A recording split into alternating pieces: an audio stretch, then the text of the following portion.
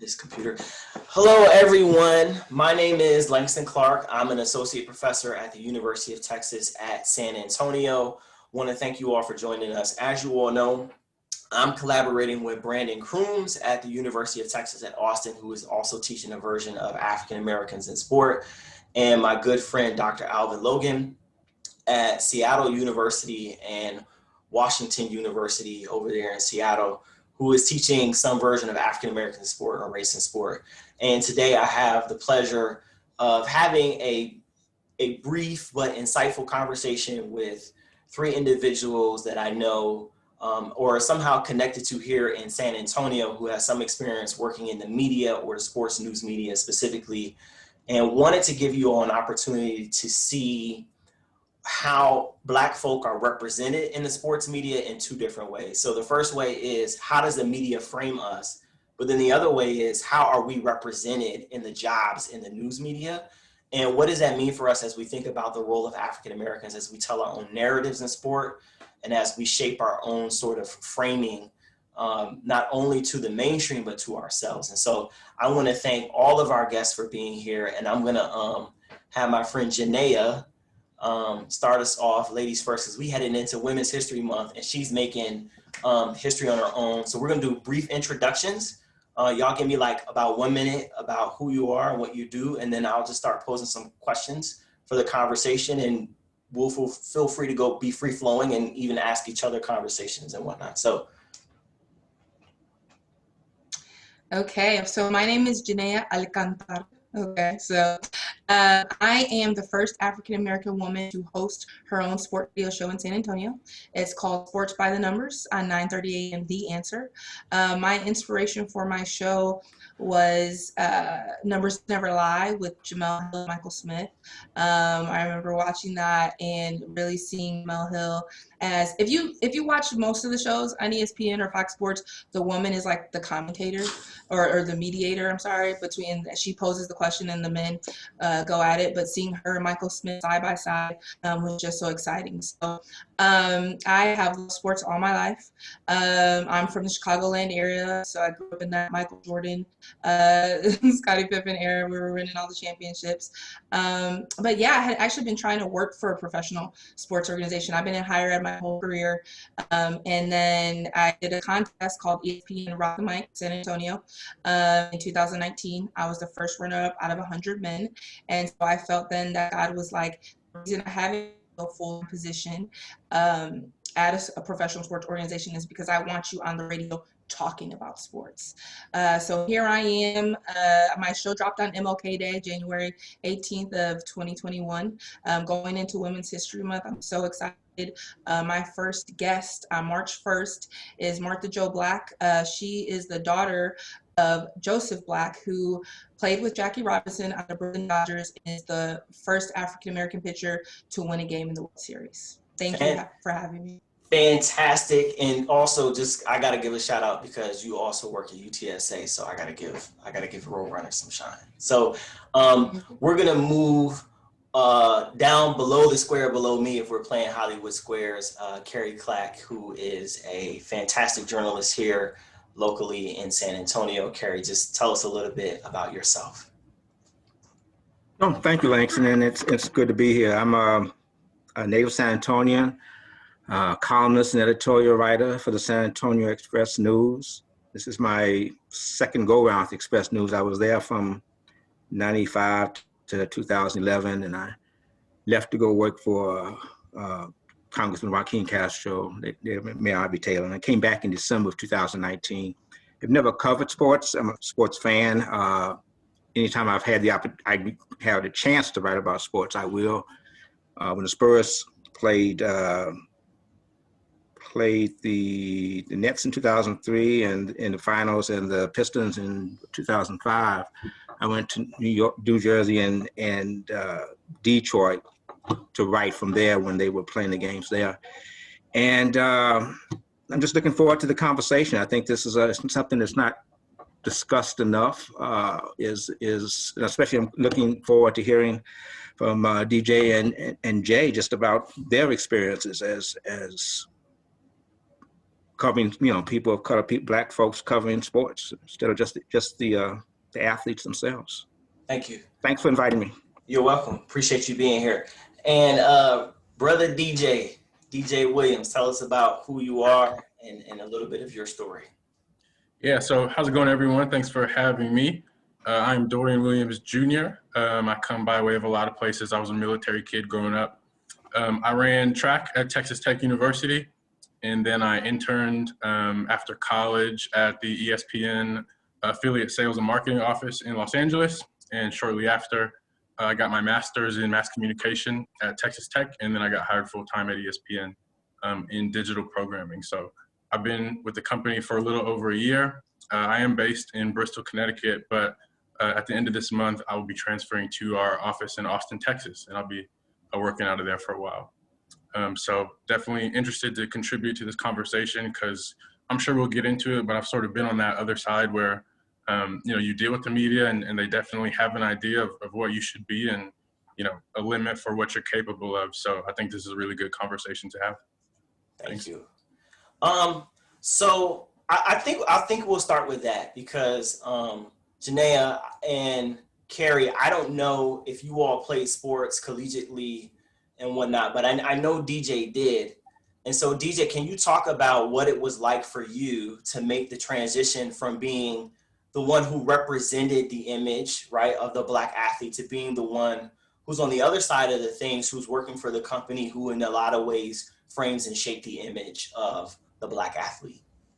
Yeah, I think the biggest thing is it's crazy. You realize when you're the athlete and you interact with the media, you think that's a good relationship because you think that you're valued because of who you are, and you don't really realize they kind of value what you can do, and they base how they interact with you off of that. Because as a young Black athlete, you're supposed to be obviously good at what you do. You're supposed to sell tickets and get likes and retweets for the Twitter accounts and blow people's minds away with what we see some people are capable of.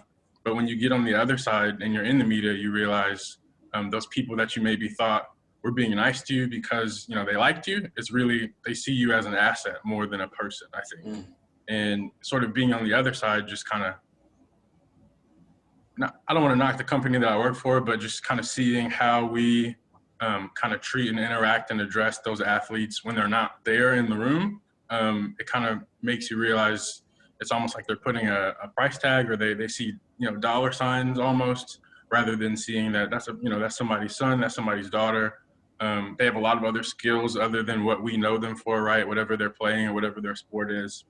So it's a stark difference, and it was shocking for me at first, to be honest. Okay, thank you. And so Jenaia and Cary, I know that you all are like hardcore journalists, right? And can you all tell me how you feel your responsibility is as journalists, as people who tell and tell the stories? What do you feel your responsibility is to framing the story of the Black athlete?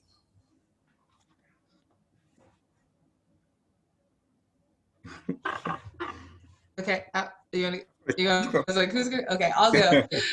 I'll go. So no, I think it's very important how we present the athletes. So for the month of February, right, Black History Month, I did a segment called Black History Athletes of the Week, right? In our first week, we did Kobe Bryant and we did Jackie Robinson. And so everybody. Uh-oh, Jenaia, you froze up a little bit there.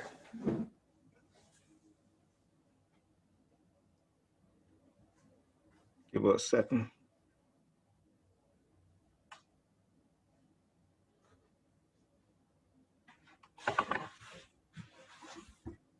As y'all can tell, Jenaia is a hardcore Houston, Texas fan. Yes. I wonder how long that will last once Deshaun leaves. and JJ Watt leaving too. JJ's already gone. Yeah. I think he's gonna come to Buffalo. That's my team. Think so? Yeah, that makes sense. Yeah, I hope so. All right, so while Jenaia is frozen, Jenaia, I hope you can hear us, and when you log back on, we'll get to you. Cary, what do you, from your perspective, how do you think it is your sort of responsibility to frame, the image and tell the story of the Black athlete? Well, I think like with any other story, any other topic is to be is to have fidelity to the facts, but also to bring to it a perspective that folks may not be used to getting in media, and that's in all facets of the African American community, any community of color, to give a perspective that folks aren't used to. I think that the last column actually I did on sports was doing the NBA, the playoffs, and it was about about folks love Ali now, like they love MLK now, and I started off the column by saying that in 1967 those were the two most despised, not just black men, probably men in the United States. Yeah. And I made the connection to Ali and to what today's African American athletes, especially NBA players, doing. This is after Milwaukee refused to go out to on the court and during the playoffs, and there's still, going to what DJ said, there's this mindset. What Laura Ingraham said about LeBron, just shut up and dribble. Yeah. And it's okay as long as the athletes are entertaining us and making us money. But once they show they have a conscience, once they show that they're political, and that their politics may not go along with what the owners or the majority of the fans are, then you see the real, who the real fans are, who comes out and what they think about it. It shows how much they really see these athletes as just a commodity, and not men and women of principle who are willing to make sacrifices for those principles. Sorry, Jenaia, I know we had some technical difficulties there, but we're gonna try again with you. Okay, so sorry about that, guys. So sorry, apologies. So what I was saying is, for the month of January, Black History Athletes of the Week, and Kobe Bryant was one of the ones in our very first week. And so we all kind of know about the whole situation that happened with Gail and interviewing Lisa Leslie. You heard about that. The things she was asking him, and it's like, he's passed now. Focus on his positives. Do you guys know what I'm talking about? Mm-hmm. Okay, so focus on his positives. And so my co-host, he had done because Kobe had just passed, it was a year, January 26th. And so my co-host, I did a podcast, and he talked about his checkered past. And I made sure I said, well, hey, we're not going to bring that up in this. I know you did that podcast. We're not going to bring that up. We're talking about Kobe Bryant, the man, the myth, the legend, all the greatness that he did. People make mistakes or whatever, but to even bring that up as we're celebrating, not celebrating, but mourning a year ago that we lost him, let's focus on the good points. What I tend to see is that for African American athletes, we want to point out, or what's done in the media, point out their shortcomings or their bad things. But then when Caucasian athletes do something, we just kind of gloss over it. The media does, in Central. So I just wanted to make sure that I gave Kobe his due respect. And you know what I mean? We're not gonna let's talk about all the greatness. We don't have to point out his flaws or any other athletes. Let's focus on them and the sport and what the accomplishments and the good that they've done. So I think you all make some great points, but I kind of want to go back to the point that DJ was making, right? And so athletes are more than just who they are on the field. Black athletes are more than just who they are on the field. It could be the field, it could be the basketball court, it could be the hockey rink, right? The not ice skating, but hockey rink, right? But in order for us to tell a true and complex story about Black athletes, how do we then balance the truth of the negatives of their story, but then also the complexities of like the good things that they do? Because no one is pure, right? Everyone has good things about them. Everyone has bad things about them. We all are human beings that have space to grow. So how do we tell these complex stories without making them out to be the commodity or just the villain? I think you're honest. When Kobe died, I wrote an editorial, not a column, but the unsigned commentary that's on the left side of the editorial page, I wrote an editorial, a long editorial about Kobe. And to be fair, I had to include Colorado. I had to mention it. I didn't go into detail, but it's part of his story, and it was a very small part of the editorial, because again, I have to stick to the facts. But also, if it was excluded, then people were saying that you are just whitewashing him. But it wasn't. But beyond that, it was an editorial which took into consideration the rest of his life. And that is important to remember, that we are complex individuals, good and bad, darkness and light. And there is a balance between wanting to make sure that African-American athletes aren't scapegoated or aren't stereotyped in ways that they have traditionally been, but also with being honest about whatever their flaws were, about the mistakes they made. Yeah. And I think that we have a responsibility to do that. And I think it's a balance that we can strike. So I want to say, and maybe because like you wrote a column, so you wrote like a whole thing, right? So for Black History Month and us celebrating basically their stories, because I also did Muhammad Ali, and we know he has some controversial things. Yeah. And the first segment's like 12 minutes, but then after the whole intro, it might be really broken down to like 6 or 7 minutes, to talk about each athlete. So not going me specifically, and what I was doing is like, okay, highlighting their accomplishments, and it's sports by the numbers. So here's all the numbers, and then going. So for me personally, it wasn't like, let's not tell his whole story, but that had nothing to do with. I agree with that approach. By the numbers Yeah. And timing is everything. Also, timing is. I think one of the problems with the Gayle King interview, journalistically, she was not wrong, but there is the question of timing and sensitivity, and that's where the controversy was. Yeah. And then go ahead, DJ. I'm sorry. No, I'm sorry. Go ahead. Nah, I saw you. I was just gonna say, like, I think also it's almost, when you look at how white athletes, right, and Black athletes are portrayed in the media, like when we talk about positives and negatives, it's almost like there's 3 sides to that equation for white athletes, it seems like, because you talk about their negatives, yeah, but then you talk about their positives in their personal life that aren't related to their achievements on the field. So yeah, they're a great athlete, and they do this outside of this, and then these are the bad things they do. Whereas with Black athletes, the balance that we're talking about is really like, the positives are that they're really good at what they do on the field, and the negatives are what they do in their personal life. And you don't ever really get to, at least, and this is not, and we're on with obviously 2 great journalists and media, people. So I think this goes to say there are plenty of good people out there, but oftentimes you do see the only 2 sides of a Black athlete you see are what they did wrong when they're not playing, and then the great things that they do on the field, but we don't ever really get that other side. So I think part of that is also just, talking about everything. So if you're going to talk about the negatives, also talk about the positive things in their life that have nothing to do with what they contribute to the field or to the court. Yeah. And so athletes have handlers, right?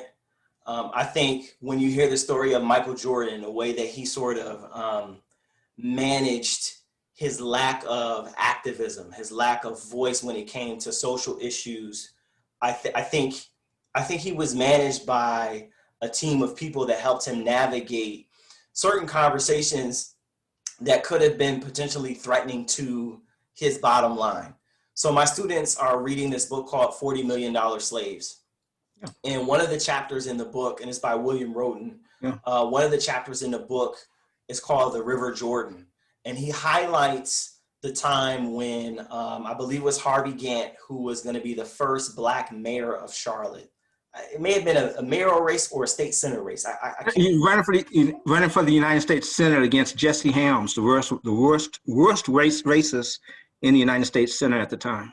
Right, and so Michael Jordan was like, Republicans buy sneakers too, and so I don't, and I'm I struggle with that because I don't know if in that moment that was about being a Republican or a Democrat, as much as it was about being an outright segregationist white supremacist and someone who would have represented something a bit more positive, regardless of how like conservative they were on the spectrum. Like if we're taking out racism, because being conservative has more to do than what you think about race. There's a lot of different factors of life that go into that.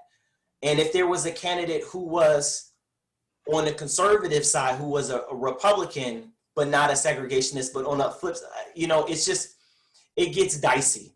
And so the question that I'm asking is what responsibility do you feel the Black athlete has to manage their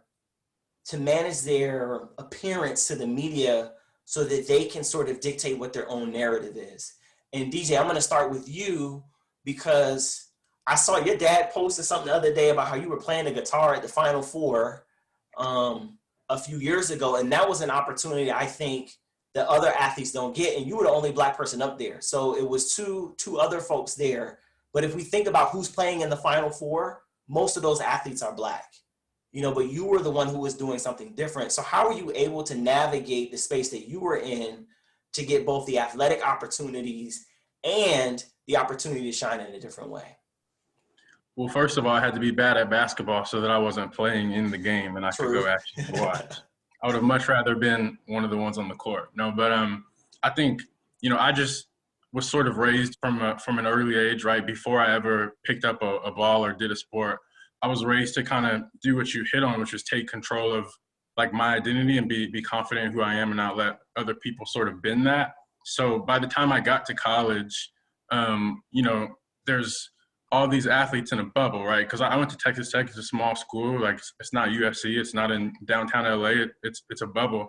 And you have all these athletes that come from all these different backgrounds and experiences, but then you have like the institution and they want to kind of all group you into the same, I guess, category, even though you come from sort of different places. So early on, I kind of just went out of my way to get involved in like extracurricular things in our department and making sure that people in our department knew I wanted to be involved in those things. And I feel like that sort of changed their perception of me. Because when you show up and you're a freshman, especially as a Black male, they think, he's an athlete student. Like he's not really here to go to school. He's here to contribute to our endowment because we have a really good track team, right? So they're not thinking like this kid may want to be involved in other things other than just graduating, right? Because that's what they tell you. It's like, do good at your sport and just graduate. They don't care what your GPA is. Like they just want you to make it through so you can compete and they can, they can fill your spot with somebody else when you leave. But to your point, I had to kind of try to let them know, and I had to go out of my way to let them know, like, I'm interested in other things. I do other things, like what other opportunities are there for me other than what you're trying to provide for me just as an athlete. And that's how that opportunity came up, was at the Final Four around that time. I had, befriended some of our like faculty and staff in the athletic department, and I'd always been looking for sort of just opportunities to get involved. And it wasn't necessarily musically, but I just wanted to be at the Final Four because I'm interested in the media. And to the point of this whole discussion, I think most of us think, at least in high school, the only way you can get there is if you're playing in the game. So I'm just trying to figure out, well, how else can I even get there to see what's going on behind the scenes? And that was a blessing because that just ended up being like my door and my opportunity to get there, because they're saying, we're going to take one student from each school to do like a quartet for the Final Four. That's what it was. And one of my athletic directors plugged me and like was like, do you want to do this? And I was like, well, I can't sing, but I can like play the guitar with them too while they sing. So that's how I ended up getting to go do that. And then while I was there, I was just kind of moving and shaking, paying attention to people like Cary and Jenaia, like what is the media doing? Like what goes on other than, just warming up for the game, like being the athlete, what is the other side of that? So I had to go out of my way to just let those people know in my experience, because they weren't keen to do that for me as a Black male. Whereas I saw some of my white counterparts were involved in all kinds of stuff that we never seem to hear about. Like, what, you're in this? Like, you can even do it? Like, what's an example? Can you give me an example of something that you saw someone do that maybe wasn't given to the Black athletes in the same way?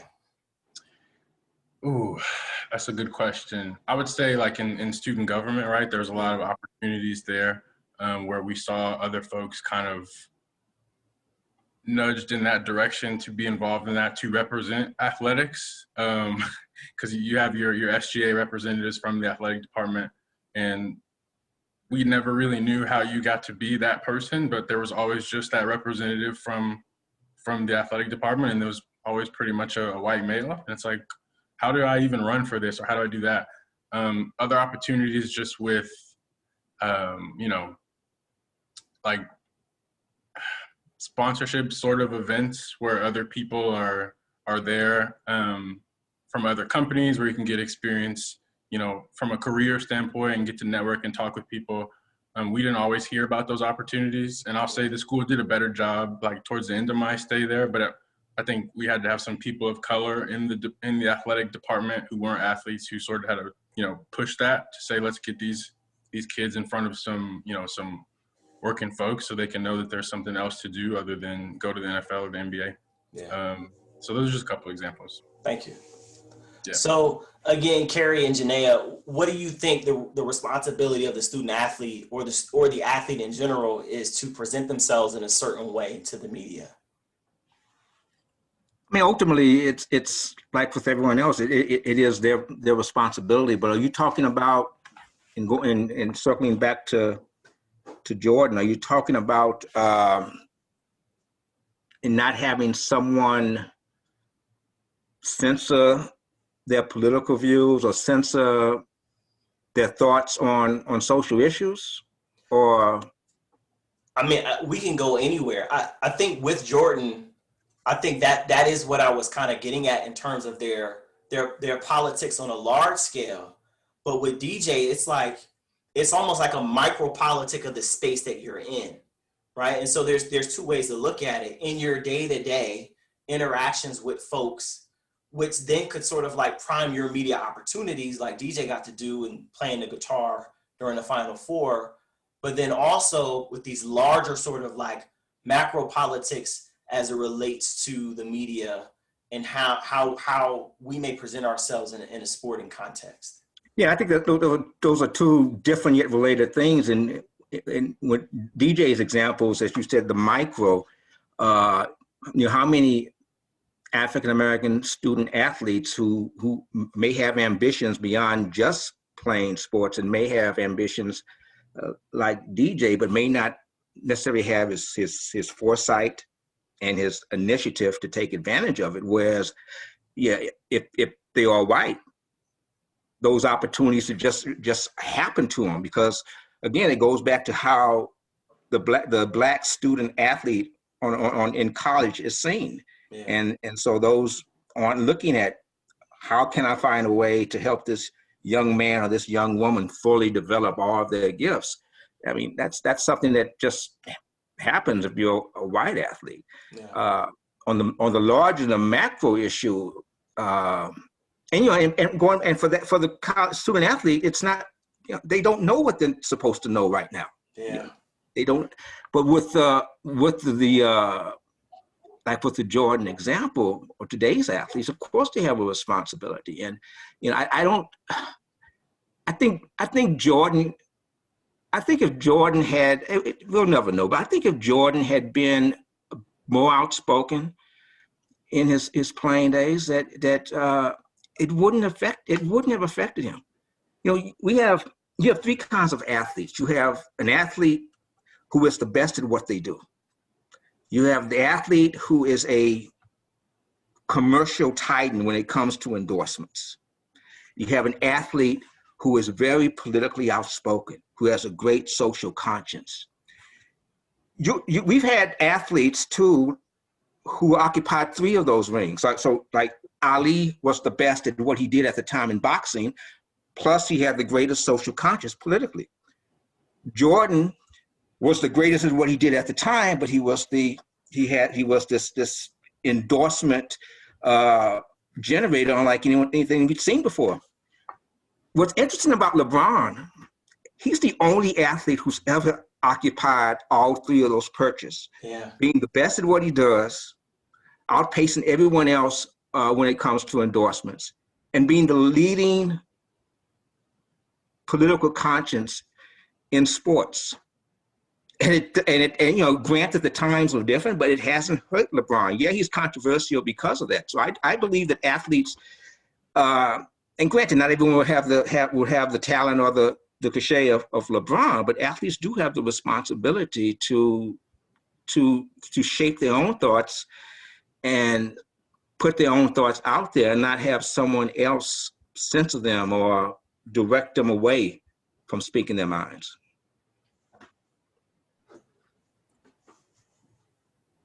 Yeah, I agree with Cary. I think as a college athlete, you're just trying to navigate, play your sport. And if your goal is to get to the NBA or the NFL, you just kind of maybe put your head down and do what you're supposed to do until you get to that stage, until you become a professional athlete.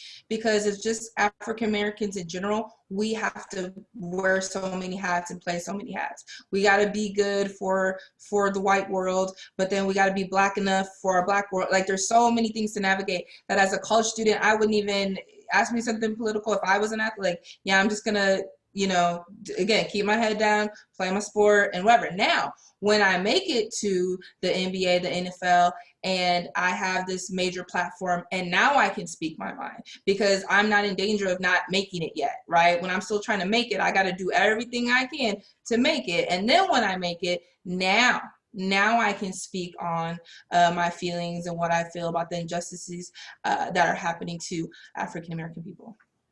Thank you. So Jenaia, don't mute yet, because I'm gonna come back to you.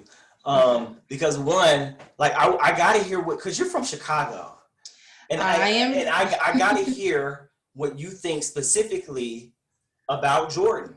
Like, so let's say I'm just gonna we're looking maybe 3 months, maybe 3 years down the road, and you're doing maybe on your show a segment, a panel discussion like this with Black women and their experience with Jordan, brand Jordan and the man Jordan, right? And what does that conversation look like, right? What does that conversation look like as a Black woman from Chicago about what Michael Jordan represents to Black community, but Black women in particular, and maybe how does the media frame the Black male athlete to Black women? Because and not to say that you speak for all Black women, but I've never thought about even that, asking that question, and how they advocate or don't maybe advocate for you all in certain ways. Yeah, I think, and I just can't think of the title right now, but what was it, the 10 episode, what was the Jordan special, what was it called? I can't even think of it right now. I can't think of it either. Yeah, okay, well, the Jordan special, right? The Last Dance. Yeah, so watching that, right, in its entirety, and I watched it every week all the way through. And let me say this first. Yes, I grew up in the Jordan era, but I was a Scottie Pippen girl. Scottie Pippen I was not like, okay, Michael Jordan, but I was Scottie Pippen all the way. My mom would tell me, like, she would go to Bulls games and how Jordan would snub the children. They would wait outside, raining, whatever, and he would come out and not sign. Somebody else just told me another story about that. So, and watching that, like, he was so popular that, right, everybody all the time, but still, like, this little kid raided in the rain. So his whether it comes off as arrogance or just not caring about the fans or you know what I mean? Like, his whole demeanor to me was like, no. Black athletes and how they protect their Black women, is that even a thing? Has that even happened? Can we point out a specific time where you saw them sticking up for us? I mean, now, for example, with the oh my gosh, Breonna Taylor, right? That was so here's a time where, okay, let's really be about this, and this happened, and you heard LeBron, you know what I mean? So that's a time. If I sit here and maybe think to other times, I'm not sure if I can recall anything. The Breonna Taylor is very fresh, very new. That just happened, but I don't know.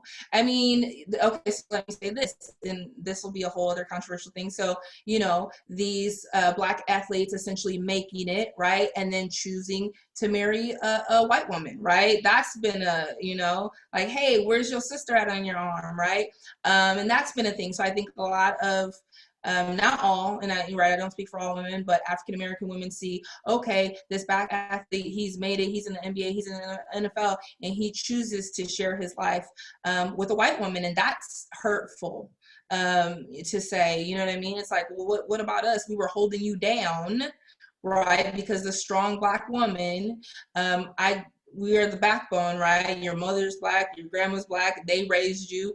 But now, at the end of the day, when you make it to the highest place you chose to have a white woman on your arm. And so I'm not saying I feel I think love whoever you love. I'm not saying I specifically, but I know that that's just been an issue or something that Black women see when they see these athletes, if that makes sense. It does. And I almost I wonder if I really, and I'm glad we're having this conversation. I wonder what the predominant stories of the Black athlete would be if Black women were telling the stories, and what that impact on how that, because because athletes have power. Like athletes influence, it's like gravity, right? You have two planets in the solar system. The Earth pulls on the moon and the moon pulls on the Earth. And that's kind of like the media and the athlete. And if we had more women pulling from the media's perspective on the athletes, I wonder what impact that would have on the social consciousness, on the idea of the uplift. And I'm even wondering, like right now, I think that aspect of the Black athlete identity is here to stay. I don't think it's a fad for this era, because I think LeBron and them, and we have to give just due respect to the Black women in the WNBA, the Black women in tennis. I mean, the Black women in the sports that we don't see because they aren't popular, right? Who advocate for these things. I don't think it's a fad. I think it's here to stay, and I think they have reshaped the Black athlete identity, or the popular Black athlete identity, in many ways, to say that if I'm going to be an athlete, that in some ways I'm also going to be an activist as well. So thank you for sharing that, and I think that was powerful. Want to sort of have you all discuss to me the pathway into the media. And Jenaia, I know you started your own thing, and you just took the opportunity and you went. What I hear from a lot of student athletes who have taken this class of mine in the past, more so when I was a TA for it at UT Austin, was when I get done graduating, I want to go into the sports media. And I think maybe what was happening at the time, I don't know, UT Austin had just got, the Longhorn Network. So they're like, yo, you come here, we got a whole network, we can set you up with an internship internally. And again, I don't know this for sure, but I'm just imagining if I'm on a recruiting visit, that's part of my selling point right there. But I don't know, half them athletes who were like, I'm going into the media and journalism, they not there. Was it Sam Acho? That's it. Emmanuel Acho? That's it. It's not really anybody else. And so I'm wondering if y'all can just tell me from your perspective about the representation of Black folk in the media as a vocation. Has it been difficult to get in? How have you navigated that? And what opportunities do you see for us? So I want to take this first. I actually, in 2014, I got married at the Chicago White Sox field at home plate. And from there, I knew I wanted to work in sports. I've been in higher ed my whole career. And the person who's going to be on my show next week, MJ, her job, she works for Chicago White Sox, and she was in charge of fan experiences. So now my mind is open, like there's a whole bunch of stuff you can do, because I love going to sporting events. I travel to each station, and I was like, I love the team camaraderie and everything. I gave her my resume. Nothing came of it through, except after I got married, I moved to Texas. And I'm sitting here going, how do I get into it? What do I, you don't just walk into sports. Like, my goal was to work for a professional sports organization. So I actually started volunteering at the UTSA football games. And when I called this guy, I didn't even know who he was. I was like, hey, I want to volunteer, and I really wanted to do promotions. He's like, that's all filled. Now I have a master's degree in communications and training. Okay. So he's like, hey, but we do need volunteers in the press box. He's the head AD. And I said, okay, what do you do? Oh, you run stats, hold the mic at the press conference, do credentials. All right, awesome. So started doing that. Then I did the basketball games, men's Final Four comes up. And so by this time in 2019, so the reason I'm wearing a Texans hat is because I worked for the Houston Texans in the press box. I was a media communications runner. And even when I had applied to that previously, because now I have this experience with the UTSA football games, basketball games, Final Four, nothing. And I realized I live in San Antonio, so okay. But what happened was I got actually a position to just be a 50-50 raffle holder. And I was like, oh, that's my way I make it in, get to the professional organization, and then grow. But my friend, who I know from all the games in Texas, he actually was working in the press box to call the stats. So when you watch the game and you write the stats down, he was doing that. And I said, hey, I don't know how it works in the NFL, but do they need like media runners, communication runners? He's like, I don't know. I'll reach out to the guy. So he reached out to the guy and they were full, right? As I walk out of that competition with to ESPN Rock the Mic, and I'm second runner up out of 100 men, I get a text from him and he says, hey, somebody dropped out. Omar needs a person. He's going to email you. So let me say this, right? Me on my own and all of my, everything I had in my experience was enough to get the job before when I had applied previously, right? But now my friend, who is a white male, right, had asked on my behalf, because we both live in San Antonio, we've done the same things, and now that guy remembered that he had asked them, he had asked my friend, his name's Greg, that he had asked him, and now a spot opened up. So, hey, Greg, who's your friend? And I did that interview. I knew I was going to get the job. I don't say that with any cockiness or arrogance. It's just that all my experience. I did that interview. They offered it to me on the spot. You know what I mean? I just needed that door to be open. And now I can say I'm a media communications runner for the Houston Texans. I don't do that anymore because clearly since I'm in the media, it's a conflict of interest. But being able to be in that press box, I would have done that job for free, okay? Being 5 feet away from Deshaun Watson, holding the mic, just being in that whole atmosphere. It was something that I can never, I mean, it was just amazing. But I would not have had that opportunity if I did not know my friend, the white male who already worked it. You get what I'm saying? Like, they weren't hiring me. I had applied for that job like 3 times. Okay, all my experience, a master's degree in communications. Like, but here's the person, that networking, that open door, that white male who was able to help open that door for me so I could walk right in. And so the lesson there that I want to share with the students is there's a myth that says it's not what you know, is who you know. You actually need both.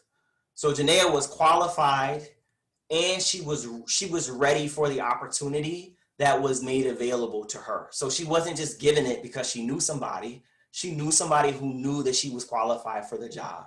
So we have to be good both at sort of like the networking, getting the social capital from the space that you're in, but then also being ready when the opportunity is being made available to you. I also want to let y'all know that she had a job while she was volunteering for these other jobs, if I'm not mistaken. So she wasn't depriving herself of sustainment and sustenance because she wanted to volunteer. Like, as an adult, when you're making adult decisions, right? Sometimes you got to work 2 jobs and you might not get paid the second one because that's the one that opens the door to your dream. We're going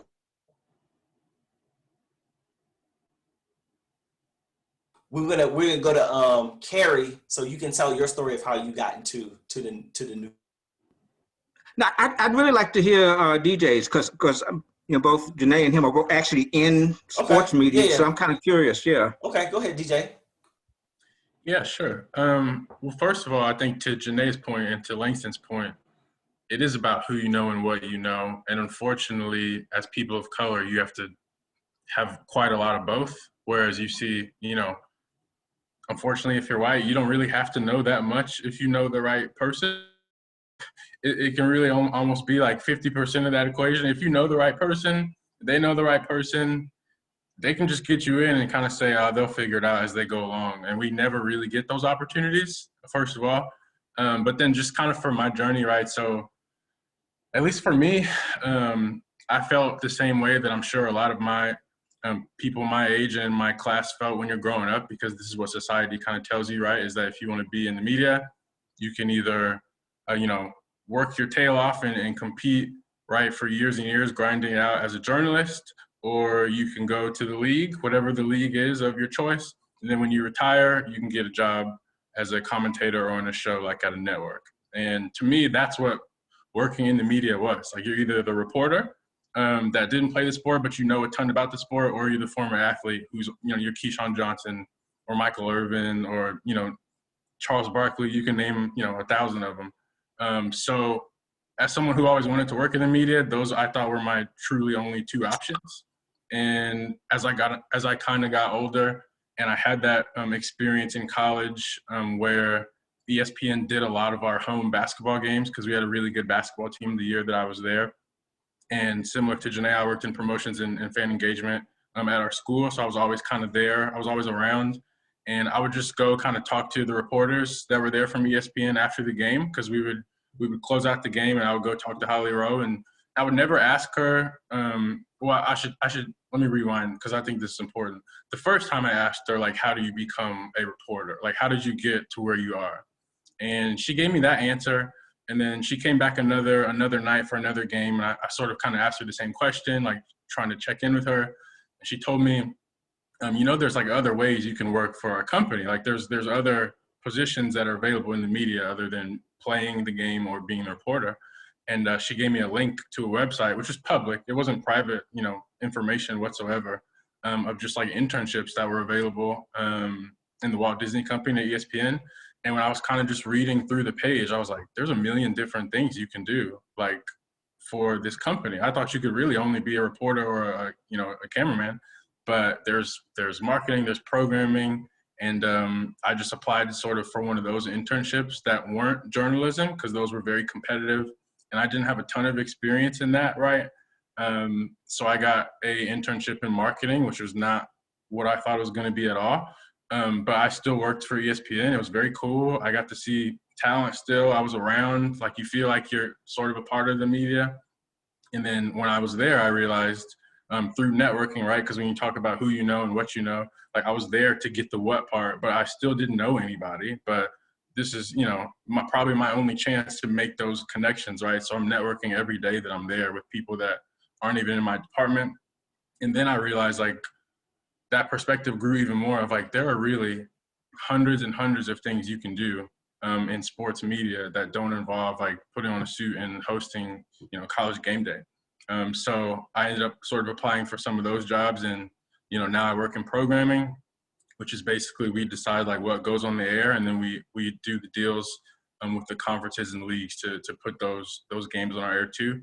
And, from a point of, like, wanting to have an impact, when we talk about your image and, like, improving the image of the Black male and the Black female in the media, you don't necessarily have to be LeBron and have your 10 million, however many million followers he has, right? Because we think, how can I ever reach people and portray us in a good light if I can't send a tweet and 10,000 people are going to like it in the next minute? I kind of learned that, like, there's a lot you can do behind the scenes to sort of assist that. So you had mentioned William Rhoden earlier. So Bill Rhoden founded The Undefeated, which is a section of ESPN strictly dedicated to basically what we're talking about, like promoting the Black athlete, telling Black stories. And I got to be a part of a project that we were doing for Black History Month, where we put together, like, a whole documentary that we're going to air on Sunday that is just promoting all of that sort of stuff. Shameless plug. It's called A Room of Our Own, and it'll be on ESPN on Sunday at noon. And it's just sort of talking about what we're talking about now. And I felt like I had a real impact. And I'm not LeBron James. Like, I wasn't exceptional at my sport. Like, I was never going to be LeBron, but I feel like I still contributed to our image, like, in another way. So that's kind of how I got to where I am, but I also just wanted to point that out too. Thank you for sharing. Yeah. And Cary, maybe I could, like, reframe. Did you want to ask a question? I'm sorry. Go ahead. No, go ahead. Okay. And maybe I could reframe the question for you, because I think, like DJ said, the path to, like, having an impact and an influence in the media, or to get the experiences you want out of your vocation, doesn't necessarily have to be that direct path. Sometimes that direct path is the hardest path. And you talked about having the opportunity to cover the NBA Finals and playoff games for the Spurs, even though your central focus is not being a sports journalist. So talk to us about, and I'm thinking about, imagine, you're talking to college students about how you can find something that you're good at, find something that you're passionate about, but still use that to get you some really cool experiences in life. I'm 60 years old. My background is not in journalism. My degree is in political science. I was like a senior in college when I thought I may want to try writing for a living. I did not get a chance until I was in my 30s. I sent out resumes and clippings, but never got a bite. And like Jenaia and you and DJ said, I happened to meet, a white man who worked for the San Antonio Express News, who opened the door for me. And even though I didn't have a reporter's a newspaper background because I'd done some pieces for Black newspapers that gave me, they saw what I could do. And so by the time, like when the Spurs played the Nets in 2003, I was a Metro columnist. And so they knew that I could write. And so so he sent me there to New York, New Jersey, and later Detroit, just to write around what was going on. So it's just to the point is that as long as you are prepared when the opportunity strikes, even though the opportunity may take a long time to come, be prepared. But I'm glad that DJ mentioned the undefeated, because to me that's one of the godsends that we have now when it comes to not just covering sports, covering Black athletes, but get a place for African American journalists to work. I have a cousin, Tucker Tour, who's from Chicago, who does some work for the undefeated. But I've listened to talk radio all my life. When I'm in the car now, if I'm not listening to CDs, I'm listening to sports talk radio. So I've listened to it for decades. And the thing that was always striking to me, even though I could read a Bill Rhoden, even though I could read a Ralph Riley, I would find the Black sports writers. Listening to national and local sports talk radio, I didn't hear any African Americans, and it was very frustrating. And when I did, it was usually the former athlete who may have been brought in as a co-host. And it's interesting to see that landscape beginning to change now. I mean, I did not know about Jenaia's talk show until today, and now I'm going to be a listener. But we have a couple brothers here in San Antonio on 760 who have their own thing. Nationally, we have on radio you have Chris Broussard and Bob Parker. So you're having, and of course, what ESPN has done, even though it's been kind of complicated with ESPN and Jamel Hill and Michael Smith, but it is refreshing to be able to listen to sports talk radio nationally and locally, and really for the first time hear African Americans, hear Black voices, and also Black voices who aren't necessarily athletes first, but who are journalists and media people first. Yeah, I think that's powerful. And I was almost going to say that, I mean, you brought up a great point. I was going to go into the fact that it almost seems like, let's say your dream in life was to be a Black journalist, a Black sports journalist, or a Black sports radio personality or TV personality. Back when we were coming up, and I'm not, DJ, probably you too, right? Back when we were little kids, all you had was, for the most part, people who played sports in the past. So if you're like, man, I want to be the person who does the analysis and the interviews, it's like, man, I got to play sports to be able to do that too. And you may not have even been really interested in playing sports, but that might have been the only way you saw your way in there. So I think you bring up a great point. We are at time. We were like on time for this. So I appreciate all of you coming. And then maybe if you could give me, each of you, one piece of advice that you would give to college students as they are thinking about making their transition from being students into whatever field they choose to go into, and we'll close with that. Be persistent. Don't let anyone define you or put parameters on your ability and your opportunities. I would say just don't have tunnel vision. Kind of the theme of what we've been talking about. Don't necessarily set your eye on one thing because you think that's the only way you can kind of be a part of all this. There's a lot more opportunities than you think that are out there. I would say so I'm an academic advisor at UTSA, and I advise undeclared students. So I'm always like, when they're trying to figure out, I'm like, okay, well, tell me what your dream job is, right? But it doesn't have to be a dream. Don't limit yourselves. God wants us to have abundance, right? But we think, oh, we can't, but you can. So, but the big thing is, which even when I was in college, do that internship.